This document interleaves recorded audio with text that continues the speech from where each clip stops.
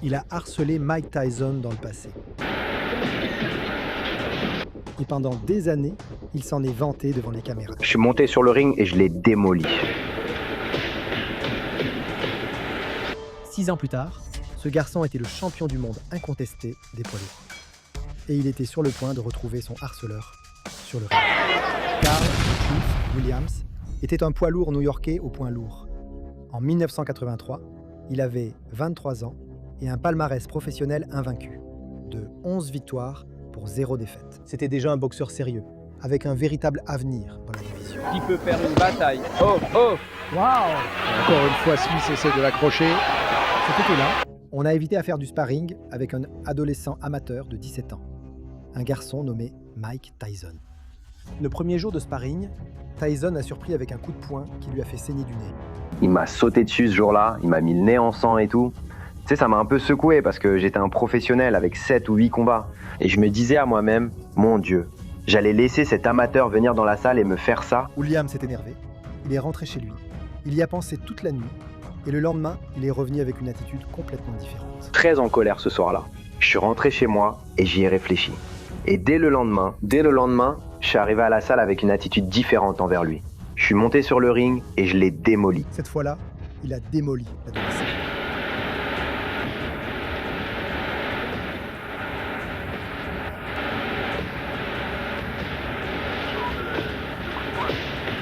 Et pendant les années suivantes, Williams n'a pas manqué une occasion de le rappeler à tous ceux qui voulaient l'entendre. Il s'en vantait.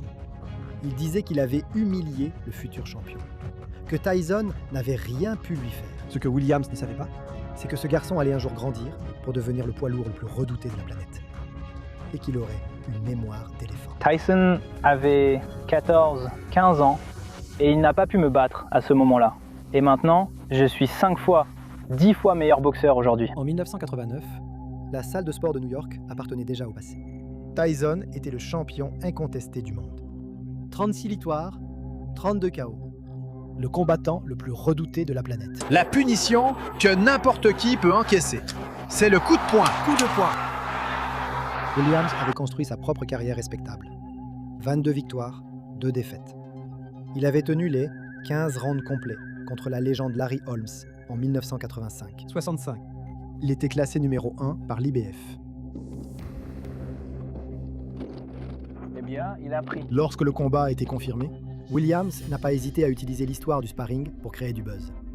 Tyson a tout écouté calmement et a répondu simplement qu'il y avait 4,9 milliards de personnes sur la planète et qu'il pouvait toutes les battre. Mike, tu t'entraînes maintenant pour ton combat du 21 juillet contre Carl The Truth Williams. À quel point ce combat risque-t-il d'être difficile? Tout le monde pense que personne ne peut défier Mike Tyson en ce moment. Tu pourrais mettre n'importe qui KO à peu près quand tu veux. Mais je peux te dire ceci, je peux répondre comme ceci. Il y a environ 4,9 milliards de personnes, à quelques centaines de millions près.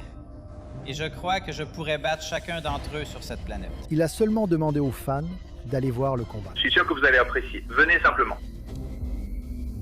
T'as aucune stratégie, rien. Viens au combat, j'y serai. Mais donne-nous une idée. Ouais, viens juste. Non. Mais au fond de lui, Tyson savait exactement ce qu'il voulait faire cette nuit-là. Clore une histoire qui était ouverte depuis 6 ans. 21 juillet 1989. Convention Hall, Atlantic City. Les deux sont allés directement au centre du ring en lançant des coups sans relâche. Williams a essayé de se battre au corps à corps, promettant de lui rendre tout coup illégal que Tyson portait. Les gens dans le coin de Williams sont sincèrement inquiets de ce qu'il fera pendant les 30 premières secondes face à l'assaut de Tyson. Et il semblerait que la stratégie pour commencer soit de s'accrocher. Et l'arbitre Randy Newman dit « Non, non, non, on ne va pas commencer comme ça. Allez !» Allez, c'est une sorte de retrouvaille ici, parce que les deux hommes échangent simplement des coups de poing. En réalité, Williams a choisi de boxer au corps à corps. Il a affirmé l'autre jour que si Tyson lançait des coups inutiles ou illégaux, il lui rendrait l'appareil en lançant les mêmes coups en retour. Eh bien, Frank Bruno a ressenti à plusieurs reprises la douleur du coude de Tyson, comme d'autres adversaires se sont également plaints de l'avoir ressenti. D'accord, je suis là, John. Arrête, putain, arrête ça! Parce que le jab de Williams est tellement puissant, ça devrait l'aider tant que tu gardes ta main droite levée et que tu fais attention au crochet gauche de Tyson. C'est un coup puissant. Ça suffit, laisse-le partir. Mais Tyson attendait son moment. Et il n'a eu besoin que de quelques secondes pour le trouver. Garde ta main droite levée et fais attention au crochet gauche de Tyson. C'est une droite puissante. Putain, laisse-le partir. D'accord, ça suffit, je suis là, laissez-le partir, merci.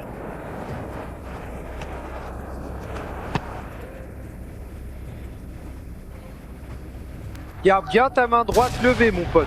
Voilà le crochet du gauche. Ce crochet du gauche, le même que Williams n'avait jamais réussi à contrer par le passé et qu'il n'a pas pu contrer cette nuit-là non plus, a frappé directement sa mâchoire.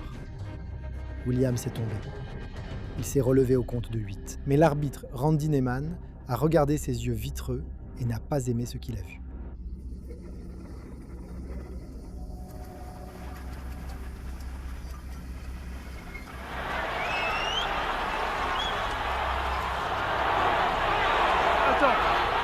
Allons-y. Il a arrêté le temps.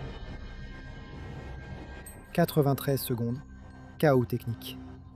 Le stade a explosé, mais pas sous les applaudissements. Une vague d'indignation a parcouru l'endroit. Williams et son entraîneur, Carmine Graciano, ont été les plus bruyants, qualifiant l'arrêt de pure folie. Neiman est resté ferme dans son explication. Il craignait une possible commotion cérébrale. Quand il a demandé à Williams comment il se sentait, il n'a obtenu aucun mot en réponse. Regard vide, aucun équilibre, appuyé contre les cordes. Les gens dans et hors du ring sont mécontents que le combat ait été arrêté. Il s'est relevé au compte de 8, il était chancelant, il ne se relevait pas vraiment. Il était appuyé contre les cordes. Je lui ai posé une question très simple. Comment tu te sens? Pas pour la réponse, mais pour voir comment il réagissait. Ses yeux, les yeux blancs, l'expression vide. Il n'avait pas de réponse. Y a-t-il une chance qu'il ait mal compris ce à quoi vous vouliez qu'il réponde? Je ne pense pas. Laissez-moi vous expliquer pourquoi. Il a eu beaucoup de combats professionnels et beaucoup de combats amateurs. Quand un boxeur est mis au tapis, et j'ai eu 38 combats, quand un boxeur est mis au tapis, la première chose qu'il veut prouver en se relevant à l'arbitre, c'est qu'il est en bonne forme. Premièrement, il tenait pas debout, il s'appuyait sur les cordes. Deuxièmement, il pouvait pas me répondre. Et troisièmement, il avait le regard vide. Beaucoup n'étaient pas d'accord avec la décision. Mais les chances que Williams continue, et encore moins qu'il gagne, étaient exactement nulles. Cette nuit-là, Tyson n'a pas seulement défendu son titre. Il a réglé un vieux compte. Et il l'a fait exactement comme il aurait toujours dû le faire. Rapidement. Brutalement. Sans un mot d'eux, plus le garçon que Carl Williams a humilié dans une salle de sport à New York en 1983. 6 lui a rendu l'appareil 6 ans plus tard. En 93 secondes, devant 11 000 personnes. En tant que champion incontesté du monde.